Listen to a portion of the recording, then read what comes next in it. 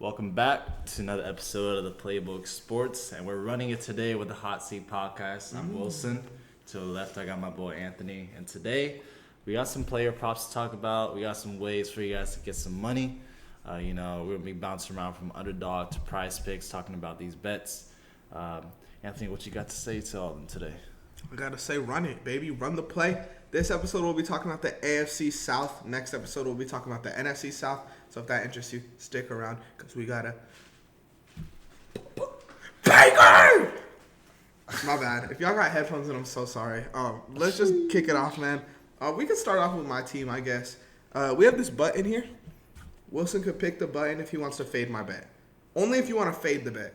You know, if you Totally feel fade it. like, but if you take the over or under opposite of me, that's when the button gets boomed. Okay? To start off, Texans, I got CJ Stroud over on 28.5 passing touchdowns. So last year, Stroud had 23 touchdowns, but also missed 2 games. This year has better weapons in Stephon Diggs. His young weapons, Nico and Tank, get another year. Hopefully a healthier year as well. And then Joe Mixon, as much as I really liked Singletary last year, and as much as I shit on Joe Mixon before we got him, Joe Mixon is a much better pass-catching running back. Mixon had 8 receiving touchdowns last year, and then Singletary had 2 in the last 3 years. Oh, sorry. Mixon had 8 TDs in the last 3 years. Singletary had 2 in the last 3 years. So I feel like with all that added up, a better defense, I feel like our defense is going to improve a lot too, so Stroud's going to be on the field a little bit more. 28.5 touchdowns should be realistic. I think he could get in that 30 range. I think I'm totally taking that. Yeah. I think you basically told the viewers what your stance is, and I totally agree with it. Stroud has a better team overall, better offensive weapons, like you said, and Weak schedule. I see you looking at that, boy. yeah, I feel like a lot of these teams, like a lot of these games could be shootouts, you know. Mm-hmm. Especially that Cowboys game, where he could get 5 right there. Just 5 right there, yeah. And what you said last year, he only had 23. Mm-hmm. That's easy. I'm taking that. I also want to clarify really quick. A lot of people make videos like this and don't actually lock the bets in. All of my bets I've locked in. Yeah. You locked yours in? I'm gonna lock it in after this video. Locking it in. So we're putting our money where our mouth is here too. Like, so if y'all want to tail us, y'all are winning or losing with us, because we're winning and losing too. Because we're a team. We're a family. The play family. Play family. The run it family. Run it. For my guy, for your team, I actually have Dalton Shultz. Interesting pick over here. Throughout his career, he's been in a similar situation than he is before. Wait, what's his his line. Totally forgot about that. His line's at 499.5 receiving yards. Okay. He's been in a similar situation before in Dallas, where he's had to share the ball with CeeDee Lamb, Amari Cooper, Michael Gallup when he had his best season. And he still achieved over 500-plus yards. 2020, he did it with Andy Dalton as his quarterback for 9 games. And he had 615 yards. And obviously, Dak was there for the first few games, but they're not as good as C.J. Stroud. I feel like C.J. Stroud's probably the best quarterback he's played with. The best quarterback in the league? Yeah, okay. I don't know about all that, but okay. He's done it for 4 consecutive seasons too, so I don't see a reason why for him to stop.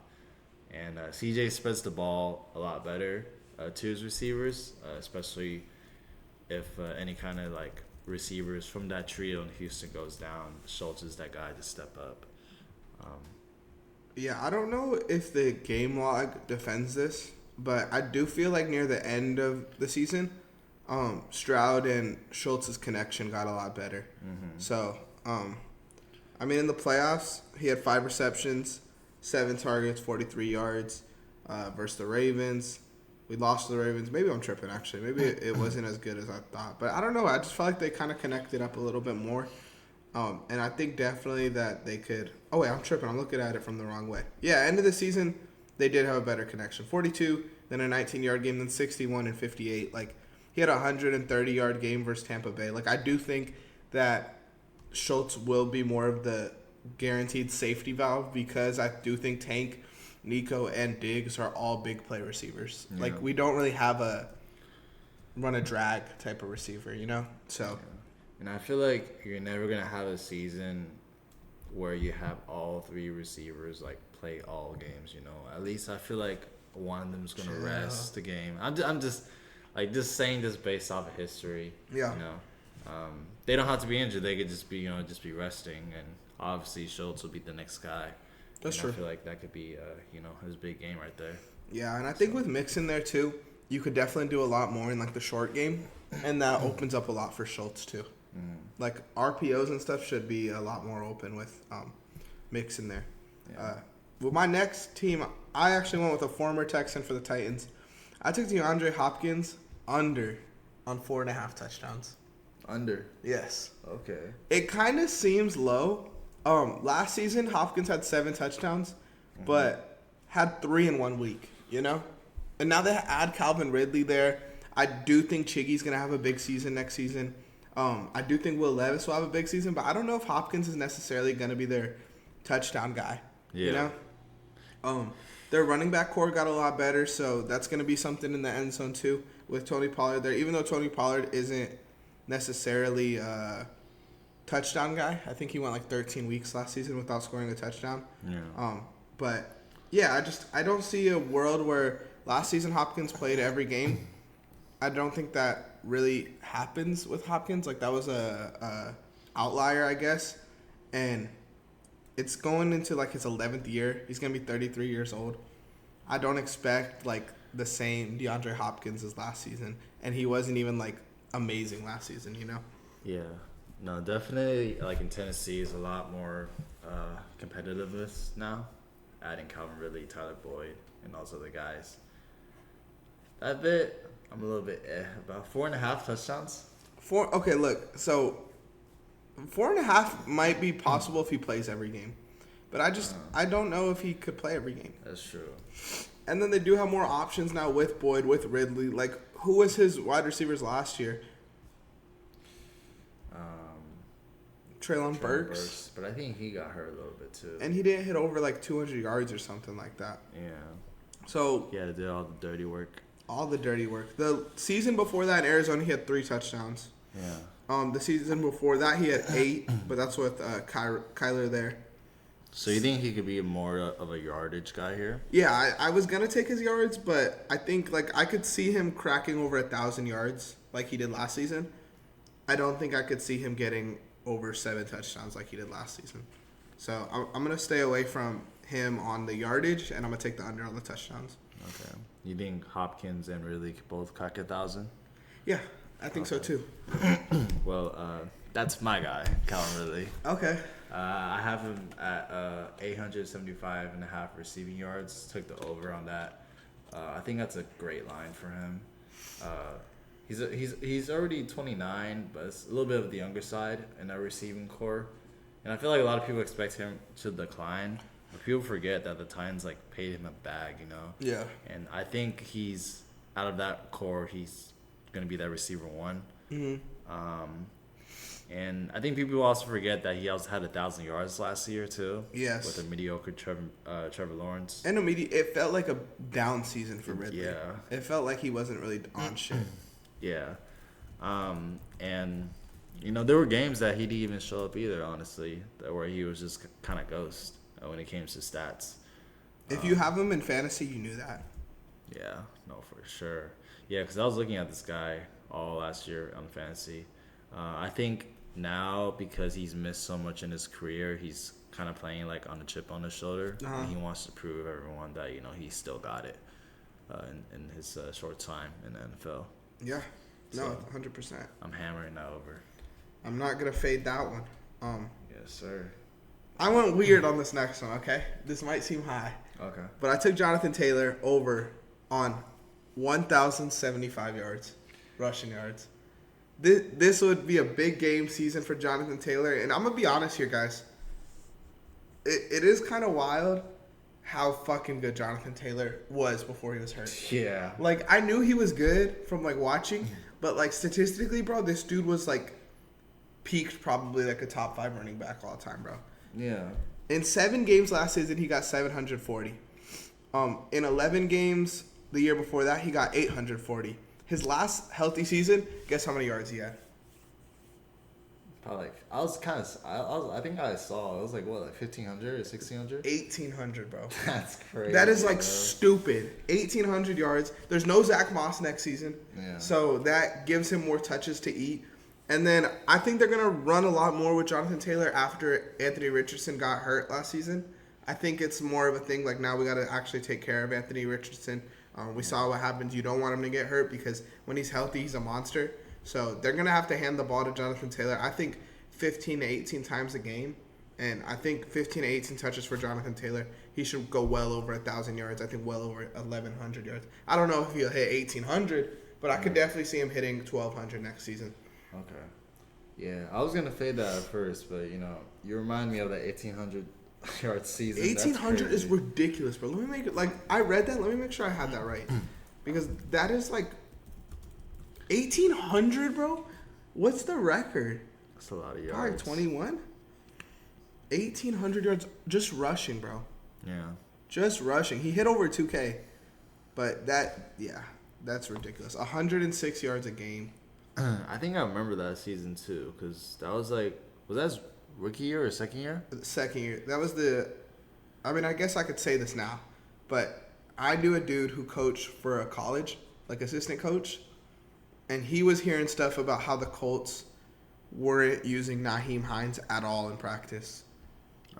And saying Jonathan Taylor is gonna explode this year, and that's exactly 1,800 yards, 18 touchdowns. Come on, bro. Wow. Has McCaffrey had a season that good just rushing? That's a great question. He probably had. No, nothing close, bro.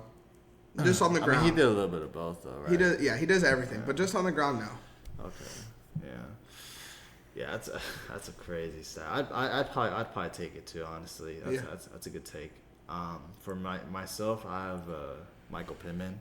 He's at Are you gonna do it? I'm not gonna do it yet. Let me hear what you gotta say first. He's at 999.5 yards, receiving yards. I'm taking the over. I think now he finally gets to play for what it seems like the franchise's quarterback. And if you're telling me that a wide receiver one for a team can't get 1,000 yards like the Colts, there must be something wrong. He had 1,152 receiving yards last year with Minshew at quarterback. Having to miss one game as well. I think this is probably one of the easiest lines to take for Michael Pittman. I'm a fade it. I'm a fade it, and here's why. I'm a big Michael Pittman guy, and I was gonna fade it as a joke at first, just because I want my line to hit. But my only problem with Michael Pittman in general is that he gets hurt. He gets hurt every year. So I think That's the question. A healthy Michael Pittman, bro, I think could hit 1,300 yards, at a ceiling.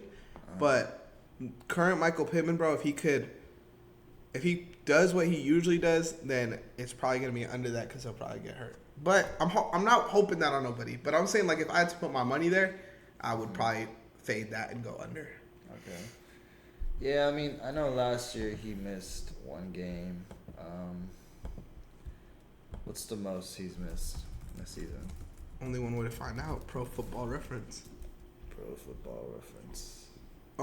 Michael Pittman, first season he played 13 games. Actually, I might be tripping. 13, 17, 16, 16. But I feel like he is the type of player to just get beat up in a game. Yeah. I mean, his status right now is still questionable. And obviously we know about that one hit he had with the concussion. Yeah. His fucking whole head went back. So, there has been plays where he's gone down, but yeah, last year he missed one game. Rookie season he missed 4, but I think overall he's gonna hit that 1,000 yards. He had 2021, 2023 season he hit over 1,000. He almost did it in 2022. I'm still taking it. Again, bro, if he stays healthy, I could see him having an Amon-Ra breakout this year, But I need to see him stay healthy. And I know game by game, it looks like he's healthy, but I do feel like every game he's Michael Pittman questionable to return. Michael Pittman may not play today. Michael Pittman on snap count. Like, it just feels like that every week. Yeah. So, I hope you said you're gonna lock it in. I hope. I'm gonna lock it in, man, for sure. But I'll hit you with my last bet. Jaguars bet. Evan Ingram over 725.5 yards. All he needs to do is stay healthy. And I know it's kind of 725. Listen, last year he hit a thou. I think I'm gonna be tripping. Actually, hold up. Don't hold me to that. I didn't write that down. But I'm pretty sure last year he hit 1,000. He hit 960 last year. Mm-hmm. Now they lose Calvin Ridley. They lose Zay Jones. Like, no reason for Evan Ingram to get less targets than he did last year. I know they had Brian Thomas, but I feel like last year, with all the weapons they had, the only weapon Trevor Lawrence seemed comfortable with was Evan Ingram. Again, all he needs to do is stay healthy. He's beaten this in his last 2 seasons. And then I think, like, Travis Kelce's of the world, like, have made me feel, like, a lot more comfortable in, like, older tight ends. Evan Ingram's a good old tight end, you know. Even in New York, he had a dropping problem, but now he doesn't really have that anymore. So now it's like, what is there to say about Evan Ingram? He's a great route runner. He's fast. I think he's going to have not a breakout, but, like, a really good year. Like, kind of, like, cement himself as, like, one of the top tight ends in the league. All right. I don't know if I'm going to fade that. But that's more. It's either a or a fade for me. I have to think about that one. No, I'll just sit that one down. But sit it down. Yeah, I don't know. I feel like they did lose Calvin Ridley and Zay Jones, but adding Gabe Davis and Brian Thomas, I feel like that still adds like enough good depth for Trevor Lawrence to like spread the ball out. I think Brian Thomas does, but as far as Gabe Davis goes, like I think he gives like 1 or 2 good games, and then like the rest of the season he's gonna have like 20-yard games and shit like that. Yeah. Yeah, I don't know. I mean, I guess there's only way to find out to watch the season. Mm-hmm. But for myself, I think this is more of a safer route. I took Trevor Lawrence, 3,779.5 passing yards. Took the over on that. This is a really easy line too. Last season he hit over 4,000 yards. Yeah. And now I think he has a lot better of a receiver room depth. By adding Gabe Davis and Brian Thomas and another year with Evan Ingram and Christian Kirk. There's no reason why he can't achieve it again. And people said that, he had like a down year last year. I think now he bounces back. So that's easily going to be a hammer right there, in my opinion. Yeah, I'm not opposed to that one at all. I think like you said, like having the 4K seasons back to back to back.